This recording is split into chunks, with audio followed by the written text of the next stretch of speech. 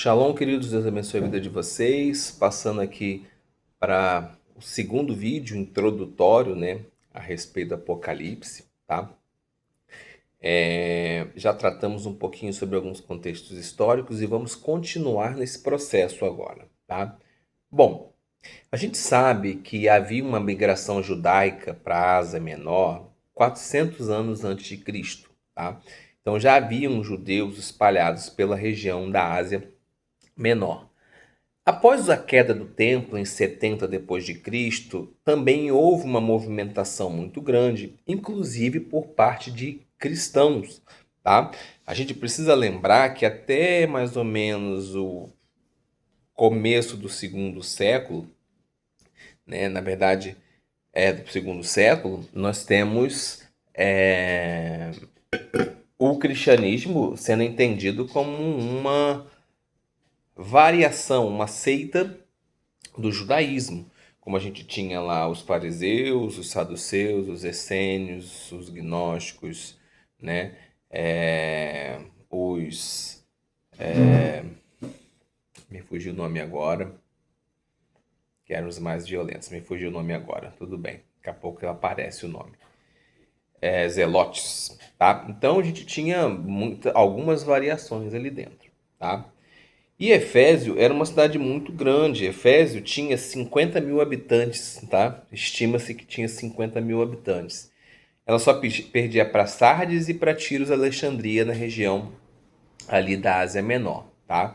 Era uma cidade portuária, então tinha muita movimentação, era passagem obrigatória de carga, de passageiros, então a variação cultural era muito grande.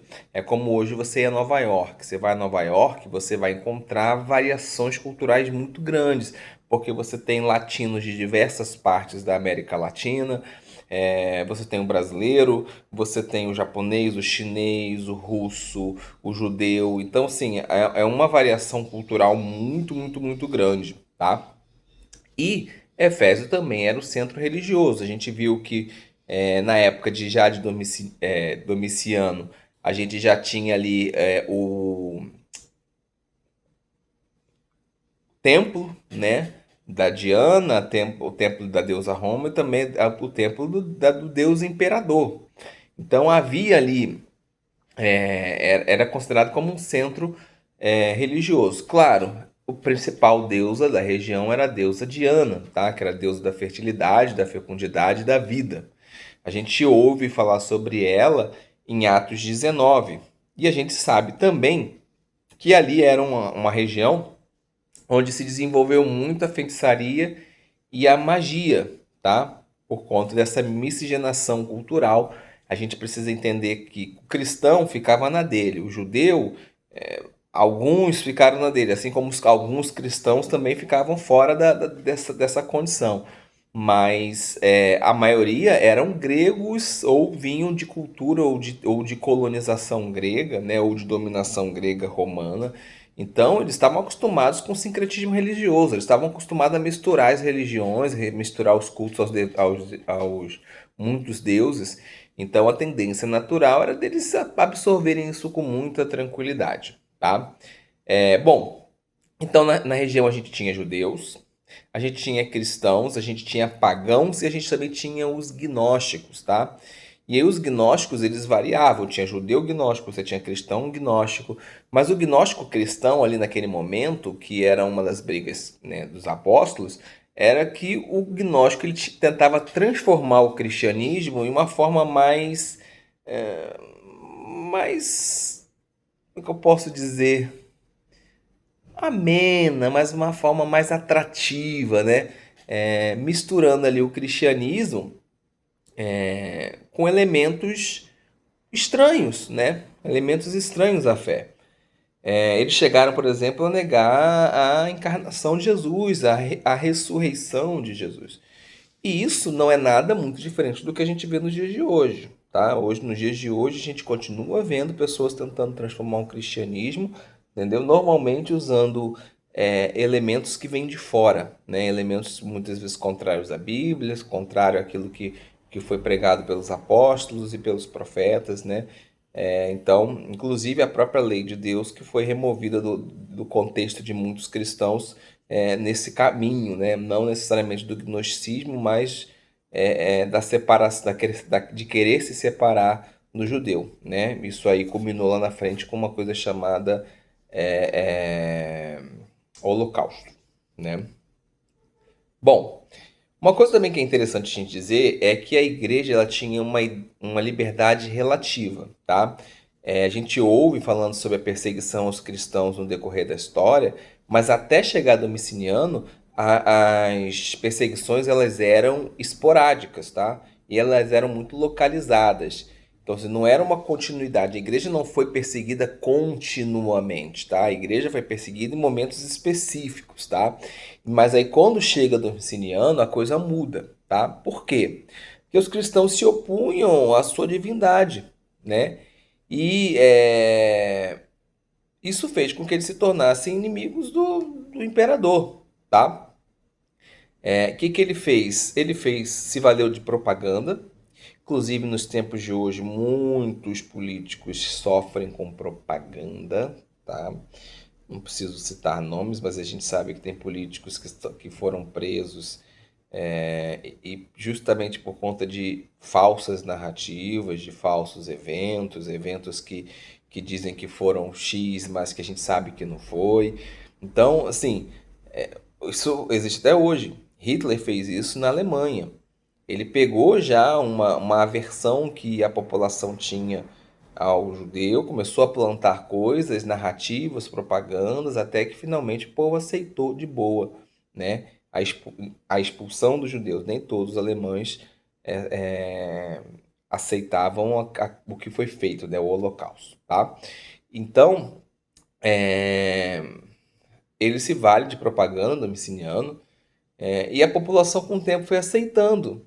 E aí começou a surgir as condições de, ó, tudo que acontecia de calamidade, de guerra, olha, o problema são os cristãos, os deuses, os deuses falsos estão com raiva. E quando a gente vai lá pedir perdão, fazer a expiação, fazer os sacrifícios, os cristãos não se misturam, eles não vão até lá, eles não vão fazer. Então a culpa é deles, né? Dessa condição. Tá? Então, começa-se uma perseguição maior à igreja no período de Domiciano, tá? Bom, quais eram as punições que eram dadas aí por Domiciano? A primeira punição era o desterro, tá? O desterro, a pessoa não perdia o seu direito civil, não tinha confisco dos bens, mas ela tinha pequenas proibições, às vezes até de trânsito, não pode ir tal canto, não pode ir tal lugar, não pode fazer tal coisa. Mas era pequena, tá? Uma punição que o Domiciano dava relativamente branda. A segunda era trabalhos forçados, tá? A pessoa ia para a mina, tá? Trabalhar na mina, não tinha esse negócio de ser criança, de ser mulher, ia do jeito quem tivesse na reta dele que ele desse pena de trabalhos forçados era aí literalmente levado às minas e muitos deles morriam, tá? Eles eram chamados ali de prisioneiros da pena. Eles não eram prisioneiros do, eles eram prisioneiros da pena que foi dado, né? E deportação, tá? Deportação, eles eram levados para lugares isolados, tá? E lugares muito ruins, tá? Eram lugares onde a pessoa ia, sim, viver ruim mesmo, tá? Não tinha um período muito bem definido, mas não era para sempre, tá? Não era para sempre. Bom, a gente acha, né? E aí a gente vem para a hipótese de que João, né? Pela tradição, tentaram matar, não conseguiram, e aí a pena que foi dada para João acredita que tenha sido o desterro, tá? Tenha sido o desterro. E aí, após a morte do Domiciliano, o imperador Nerva, que foi quem entrou depois, revogou muitas penas de desterro, tá? E aí talvez João tenha sido beneficiado e tenha voltado para Éfeso após essa condição. Bom, e aí a gente pergunta, por que não mata João, né? A gente já sabe que houve uma tentativa, mas não se pode afirmar. Mas por que Domiciliano não tenta novamente, vamos dizer assim, matar João? Porque senão ia fazer dele um mártir, e João já era muito respeitado. João era o apóstolo vivo naquele momento, era o único vivo, né, dos principais. O resto já tinha tudo morrido. Era o cara que encostava a cabeça nos ombros de Jesus, né? Era o cara que era considerado mais próximo, junto com Pedro. Então ele tinha um poder de influência muito grande dentro da comunidade. E por que manda para Patmos? Bom, a primeira coisa que a gente vai observar é que Patmos tinha pouco recurso natural. Só que Patmos não era uma colônia penal. Existiam pessoas morando em Patmos. A gente sabe pela arqueologia que existia uma vila de pescadores, existia aeródromo, existia pelo menos 3 templos, tá? Inclusive um deles a deusa Artemis, que é a mesma deusa que a Diana, né? Então, Patmos não tinha pedreira, né? Como alguns autores, né, do passado disseram que João foi para pedreira. Não foi descoberta, pelo menos até os dias de hoje, uma pedreira lá, tá? Então, Patmos era uma ilha que tinha uma vida comum, mas com poucos recursos naturais, tá? O que os pescadores pescavam ali não daria para alimentar, acho que 2.000 pessoas, se eu não estou equivocado, tá? Mas aí tem uma historinha que talvez justifique o fato de Domiciano ter mandado João para lá, tá? Que é a lenda justamente da deusa Artemis, tá? É, Existe um monte chamado Latmus, tá? E esse monte, diz uma lenda, mitologia, que a deusa Artemis estava escravizada lá, tá? Mas ela conseguia atravessar para o outro lado da margem. E a ilha de Patmos estava por completo submersa, tá? Completamente submersa. Aí, um dia a deusa Artemis foi até o outro lado e encontrou a deusa Selene. Tá? E a deusa Selene lançou a sua luz sobre o oceano e aí ela viu a ilha submersa, né? Conseguiu observar a ilha submersa. E aí ela convence ali os deuses a emergir essa ilha. Então essa ilha é trazida para cima novamente. E aí ela vai e faz morada nessa ilha. Tá? A deusa Artemis faz morada nessa ilha e convence ali a população que morava ali na região do morro da montanha Látmos a morar ali e ser servos dela, adoradores dela, tá? Bom, a deusa Artemis é a deusa Diana, é a mesma deusa. Então, Patmos era um local de peregrinação, né, para adoração desta deusa. Então, quando você pega João cristão e coloca ele num local onde é peregrinação para uma deusa, é a mesma coisa de você pegar um pastor e colocar ele exilado num local onde só tem cultos de magia negra, por exemplo. Então João teve a sua influência retirada e foi colocado num lugar onde ele ia observar constantemente aquela deusa sendo adorada. E aí, possivelmente, ele foi desterrado para esse lugar da deusa, né? Ou deportado, né? Para esse local da deusa. A gente acha que é desterrado porque ele tinha determinada liberdade, tá? Inclusive, possivelmente para escrever, porque a gente tem ali Clemente, se eu não me engano, que foi desterrado pelo... Não, Clemente foi morto. Me esqueci agora o nome, me perdoem. Não vou citar, acho que não é Crisóstomo, mas não vou citar. Mas houve um cidadão que foi desterrado por Domiciano e ele era escritor e ele fez críticas ao imperador e ele continuou escrevendo, tá? Então, assim, a gente acredita que João teve uma determinada liberdade para escrever.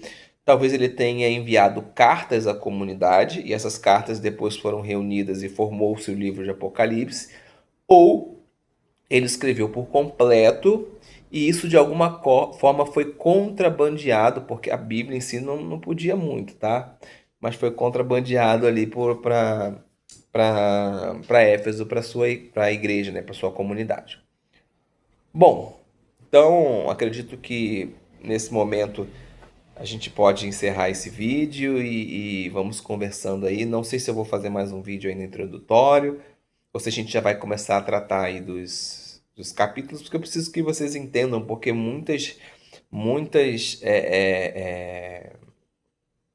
formas que vão ser abordadas dentro do livro de Apocalipse são coisas que eram comuns à cultura da época. Então você precisa entender o papel do Herminiano, você precisa entender o que era Éfeso, você precisa entender o que João estava acostumado a ver, para poder você fazer as ligações e ficar mais fácil de você compreender o livro. Tá bom? Deus abençoe a sua vida. Shalom.